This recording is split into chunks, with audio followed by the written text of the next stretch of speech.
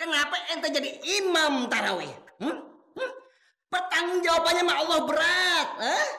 Mau dibawa kemana nih jamaah? Mau dibawa kemana?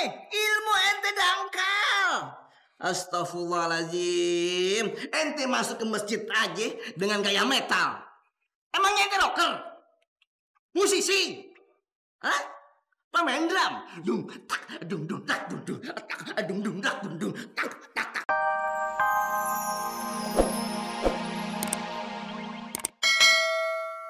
Tes. Bikin gregetan aja tuh. Stop. Stop kenapa nih, Be? Ada pertanyaan nih dari Tebe. Yang bisa jawab dapat hadiah dari Tebe. Emangnya kamu punya uang, Be? Mau ngasih hadiah? Jawab dulu pertanyaannya Tebe. Baru Tebe kasih hadiah. Sapi, kuda, kambing, makannya berdiri apa duduk? Berdiri. Kadang sambil berlari-lari. Tapi kenapa kalian pada menirunya? Duduk.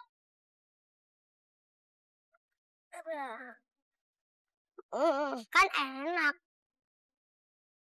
Sampean semua Muslim. Kalau Muslim itu harus ikutin caranya Nabi. Makan sambil berdiri itu bukannya caranya Nabi. Emang kenapa, Be? Karena bisa menyebabkan sakit. Nabi sayang sama kita, sama umatnya. Stop. Loh, kenapa stop sih, Be? Teman-teman udah baca doa belum? Belum. Baca doa dulu. Pantes banyak setan makan sama kalian. Hah? Mana setannya, Be? Iya, Be. Mana setannya? Makanya baca doa dulu sebelum makan. Nah, Tabe yang mimpin doanya. Bismillahirrahmanirrahim. Allahumma barik lana fima razaqtana wa qina adzabannar. Amin.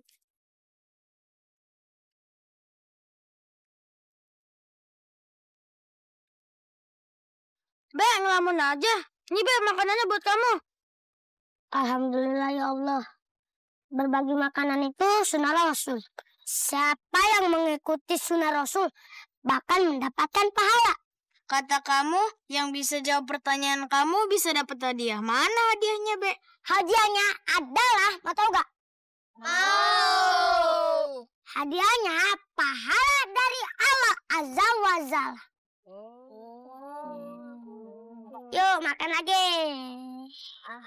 Yang meloncat-loncat 5 huruf kodok. Kodok semua jawaban. Assalamualaikum. Waalaikumsalam. Wih, keren. Assalamualaikum. Waalaikumsalam. Mau kemana lu, rapi juga? Ya mau terawih, Bang. Masa mau minta kumpet? Halo? Ya ilah, abang pakai nanya. Ya juga mau taraweh, Bang. Masa kita mau dancer? Ya, kagak pantas dancer pakai begini mah.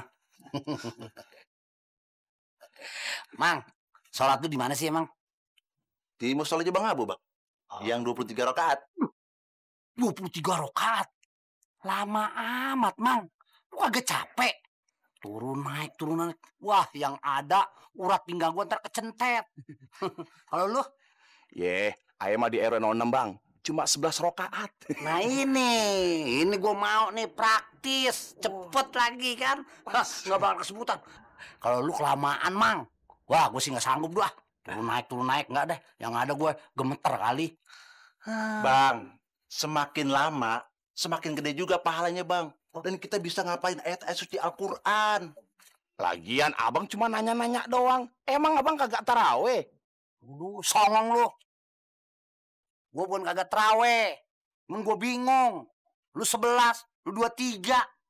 Mana yang gue mesti jalanin? Bang Jejen, jangan cari perbedaan. Kita cari persamaan. Kita mau terawih di mana, kek? Mau 23 rakaat, kek? 11 rakaat, kek? Yang penting intinya terawih. Tuh. Nah, daripada Bang Jejen, tiap hari nongkrong di sini, malam nongkrong di sini.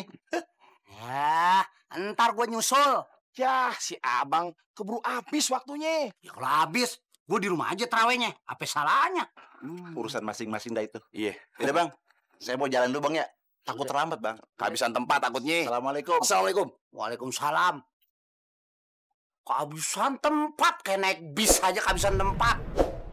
Orang mesti gede begitu kehabisan tempat. Lu kan kagak ada duit tuh. Lu paling diletak-letakan di sini. Waduh, dia nyelonong aja. Ini saudara kita ini Mar nih, baru pertama kali ikutan taraweh. Bang, doain ya bang ya, biar tarawehnya lancar, terus puasanya full. Insya Allah. Insyaallah, doain aku biar mahku iki nggak kambuh kalau lagi puasa. Jangan dengerin, akal bulus. Waduh. Mar, kartu lu udah gue pegang, Mar. Lu nih, begitu puasa, begitu tengah hari aja lagi panas-panasnya. Aduh, Li, aku kudu minum obat nih, Li. Mah aku nih kambuh, gitu. Itu kan kalau sakit, Li. Lu sakit-sakitin. Gondrang. Ya, Bang Maruk manggil saya. Iya, emang apa? Ada apa Bang teriak-teriak? Ini masjid Bang. Tidak usah dengan suara tinggi. Suara rendah pun insya Allah bisa saya dengar Bang. Ada apa sebenarnya Abang manggil-manggil saya? Belaga gile deh. Pakai nanya ada apa? Yang ada aneh nanya sama ente. Kenapa ente jadi imam tarawih? Pertanggung jawabannya sama Allah berat. Mau dibawa kemana nih jamaah? Mau dibawa kemana? Ilmu ente dangkal. Astagfirullahaladzim. Ente masuk ke masjid aja dengan gaya metal. Emangnya ente rocker? Musisi? Pemain drum? Dung tak dung dung tak dung dung tak dung dung tak dung dung tak tak tak tak tak Pak Lupita. Aduh. Bukan kan? Bukan kan? Bukan aja deh, ya. Aneh paling gak demen ente jadi imam. Aneh gak ikhlas, aneh gak rego. Ada yang salah kalau saya jadi imam? Ya jelas salah. Waduh. Sebelah mana Bang salahnya? Salahnya gondrong rambutnya. Metal. Kenapa ente ketawa? Aneh lagi serius nih, serius nih. Lihat mata aneh lagi serius. Nih, penampilan aneh kayak wali, tahu? Wali kota. Waduh, naik jabatan. Wali kelas. Waduh, turun lagi. Aneh ganti. Aneh kayak Pangeran Diponegoro. Iya, Pangeran Diponegoro sendalnya. Astagfirullahaladzim, nggak cepet ya jangan-jangan nih. Cengengesan aja lo. Bang, saya jadi imam bukan karena kemauan saya, Bang. Saya jadi imam karena permintaan jamaah. Saya sendiri tahu, Bang, jadi imam itu berat tanggung jawabnya. Kalau saya salah, kemudian makmum pun menjadi salah gara-gara saya sebagai imam salah, maka saya bertanggung jawab atas kesalahan itu. Bagus deh, kalau ente sadar. Kenapa nggak lo aja, Ruk? Bang Abu, yang kata orang ahli agama, kenapa nyuruh aneh jadi imam? Ente aja ya. Ini dia nih, orang kagak punya ilmu tapi belaga protes. Ya, Dok, mendingan lo tanya sama si Usman. Man, jelasin sama dia. Bang Maruk, sekarang giliran saya bertanya. Apa Bang Maruk tahu syarat sah seorang imam? Pertanyaan yang kecil. Tanggung kalau aneh yang jawab. Ente aja yang jawab ya. Ya, kebiasaan. Lempar lagi hanya untuk menutupi kekurangan. Ya sudah, terlalu lama membuang waktu. Bang, saya kasih tahu. Seseorang layak disebut imam apabila dia memenuhi syarat sah, rukun untuk menjadi imam, terlebih dia harus paham apa rukun sholatnya dan apa hal-hal yang membatalkan sholat. Itu penting.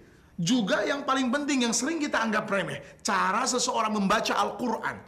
Al-Fatihah dia baca harus tepat makhrajnya, tepat tajwidnya. Surat di dalam Al-Quran yang kemudian dia baca setelah surat Al-Fatihah harus tepat tajwidnya, harus tepat makhrajnya. Dia memposisikan diri sebagai seorang imam, imam yang paham tentang keilmuan bagaimana mendirikan sholat yang sempurna. Karena dia bertanggung jawab dan menjadi imam, pemimpin bagi umat yang di belakang yang kemudian mereka disebut makmum karena bermakmum kepada dia. Astagfirullahaladzim. Bang, saya sedang ngomong serius, bukankah abang bertanya? Kenapa abang mencari harta karun, Bang? Astagfirullahaladzim. Bang, seseorang harus berilmu untuk menjadi kesempurnaan dia menjadi imam. Jangankan dia membawa umat di belakang. Jangankan dia membawa...